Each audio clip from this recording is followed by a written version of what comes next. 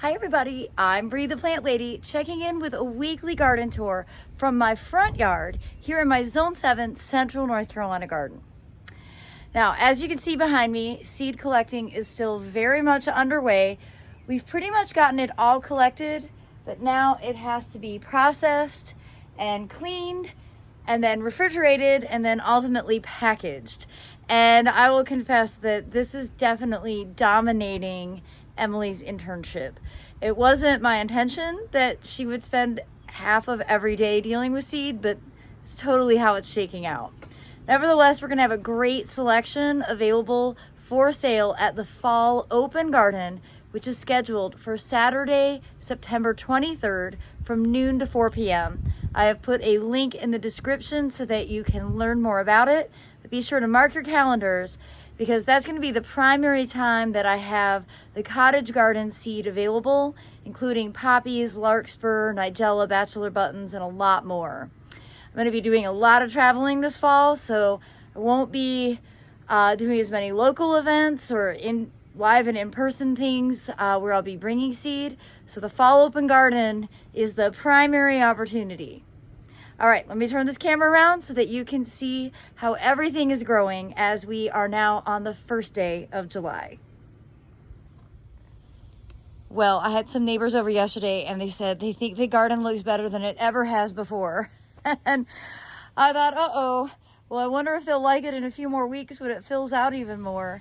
But right now, you can see this front bed that we did about 2 weeks ago. We've had a lot of rain and everything is settled in really nicely. Emily's doing a great job of keeping everything watered. You could see, we still have some kale. We have quite a bit of buckwheat that has just self-sown. The peppers are doing great, and I actually have those trained along cattle fence panels. You can see the eggplants are awesome. Actually got some fruit coming. And then all of the ornamentals are just really rocking and rolling. It's exciting to see all of the sun credibles. Like that, I think, is just one of the best plants to be introduced ever. These cannas look good. I think they are getting a little bit of leaf roller. You can see that's what the leaf roller does. Yeah, this one's full of leaf roller. And they just kind of make the leaves really ugly. So again, this is why I'm not a canna person. Here's the canna leaf roller right here, this worm. I guess I should probably just spray these with BT. That would probably be the solution. Go ahead and try and do that since I've only got 3. I might as well try. I'm just really pleased with how this bed has turned out. And of course, it's just gonna get better and better as everything continues to grow. You can see the zucchini is doing really, really well across the front. All the sweet potatoes are really starting to grow. And well, I've got some peppers that are actually ready to be harvested over here. So I'm gonna call this an absolute success. Well, as you can see, the wave, we do have a fair amount of greens that are self-sowing, but they don't have very much vigor and they typically don't make it through a few days of mid to upper 90s, which is what we're having right now. It's like summer finally arrived as July hit. But the sweet potatoes are doing well. The zucchini and squash, again, doing great. And I think these Thailand giant colocacias they're already making a statement, but as they get bigger and bigger, this is gonna be really, really a dramatic view. And I think overall it looks great. Now Emily did get most of about half, I should say, half of the carrots harvested from over here to collect the seed. And then yesterday, I did a little renovation here in this bed with some trial hydrangeas and a really cool burgundy leafed calycanthus. And I also trimmed that compacta holly hedge and trimmed back this Asian Lindera. Oh my gosh, I'm losing my memory of what the names are. There we go. lindera, angustifolia or salicifolia. Also pleased to see that these hydrangeas that I cut to the ground last year, this is Sweet Summer Hydrangea paniculata. Pleased to see that it has grown back. I mean, you can see at the base, it was a really large plant. I very stupidly tried to put it on standard or grow it on a single stem, and then it flopped really badly. So I cut it flush to the ground, and this is what's grown out. And I really like it at this size. It's more manageable. And I think the tiger lilies look great. You know, they're a little bit seedy. They just sort of happen. I did not plant these, but they are awfully pretty, and it's great to see the pollinator activity on them. And orange and pink aren't exactly my favorite combos, but I'm gonna live with it because all of these plants are happy living together.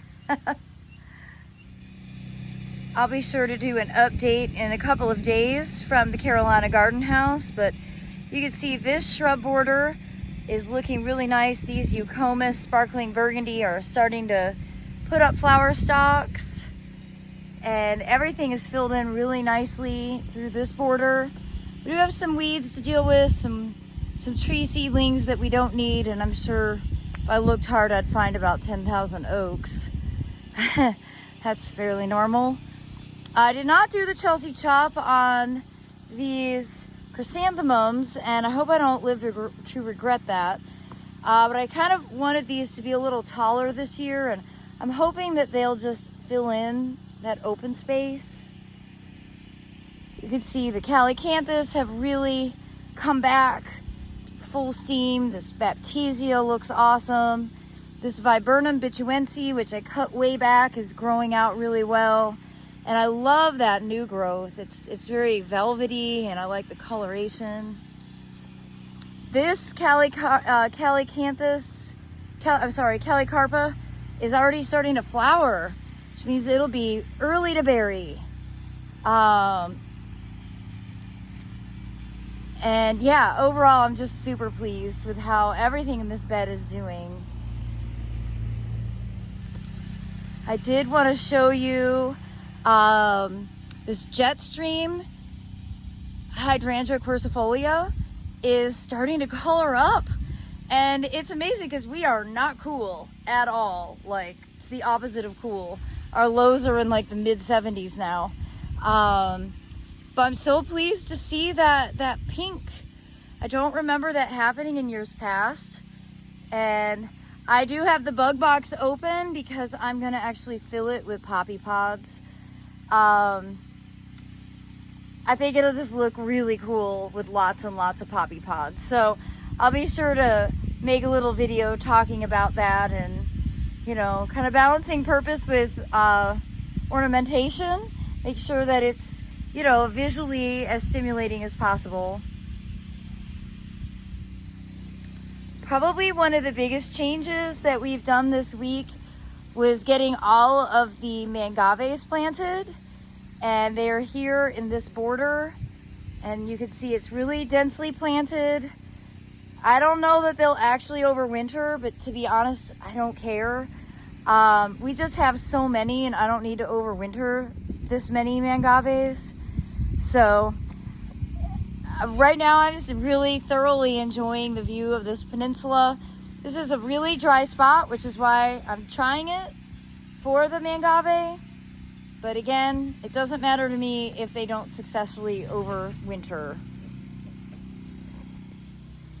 And here along the south side of the house, you can see I did some major cutbacks. Of course, this Harry Lauder's walking stick, which is in the dumbest place it could possibly be, because it gets enormous and I'm constantly having to prune it. You see some of the under leaves got some sun scald because I pruned all of the bigger stalks off, but overall I know it'll flush back out and look fine. I trimmed this Shasta Viburnum plicatum pretty significantly, and Emily had cleaned out this pond, and you could see the original paper plant, a lot of it died back, and it doesn't have all that much that's alive on it. So I went ahead and just added another one to this container, And I think that's gonna look great. I really love the papyrus, and that has been hardy, but I think the holiday freeze really did a number on it.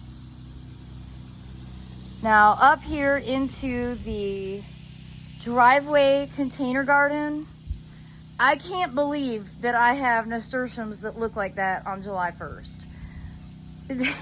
Count me shocked. I think that that is one of the most beautiful containers I have ever grown. It's entirely by accident.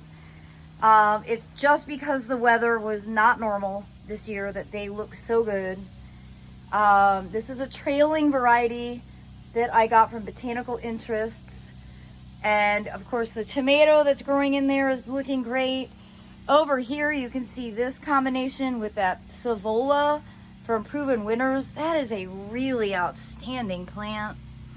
And of course the tomatoes look great. And I'm really enjoying all the textures and colors in this bed with that Melissa, which is lemon balm that just seeded in, the Chandler strawberries, this Justicia that's been hardy, this beautiful Hydrangea paniculata, which is from Van Bell Nursery. I forget their plant name right now. Sorry, I'll look it up. And this Kufia, which usually is in full bloom around Halloween. So it's really quite special that it's flowering right now. So I think those blooms are really, really cool. Now, I know I've said it before, but I want to reiterate.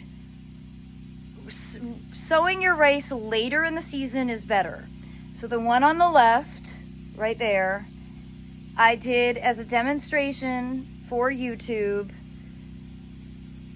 back in April, like I think early April. This was done as a demonstration at the J.C. Ralston on the last weekend, the last Saturday of April. Look at how much taller that is. That's because it didn't go through any cold snaps. So later for sowing your rice is always better. Now, I've had a bit of a struggle getting new rice established because we've been getting so much rain.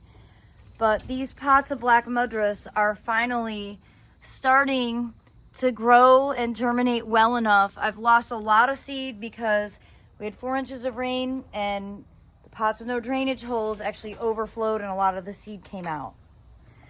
Now, as you can see, this pot looks great and the wall is looking awesome, but I lost every petunia and I think it's because it was too wet.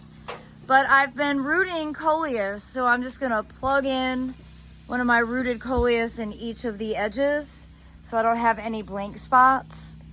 And now I know moving forward, petunias are not meant for the wall. Petunias really just aren't meant for me. It's totally fair to acknowledge. But coleus are totally the answer. I have never been disappointed when I fill this with all these different varieties.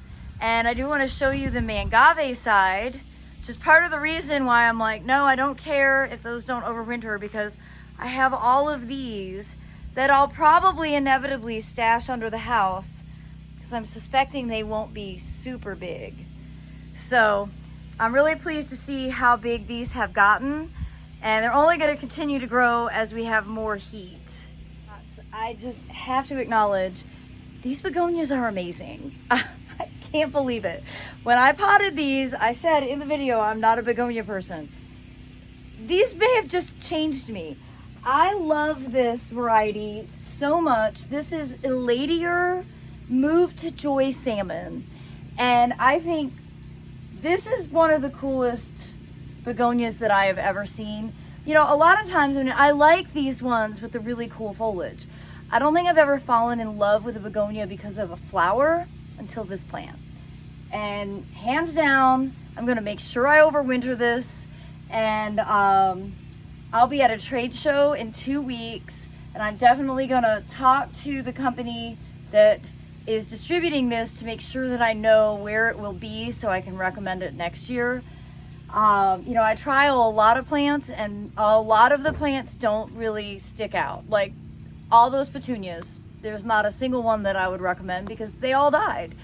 But I gotta say, this is like take your breath away beautiful, and it's been beautiful every day since I planted it. Well, I hope you'll be inspired by this weekly garden tour. I'm wishing you all the best for the month of July, and I look forward to sharing more updates with you next week. Thanks so much for watching, everybody.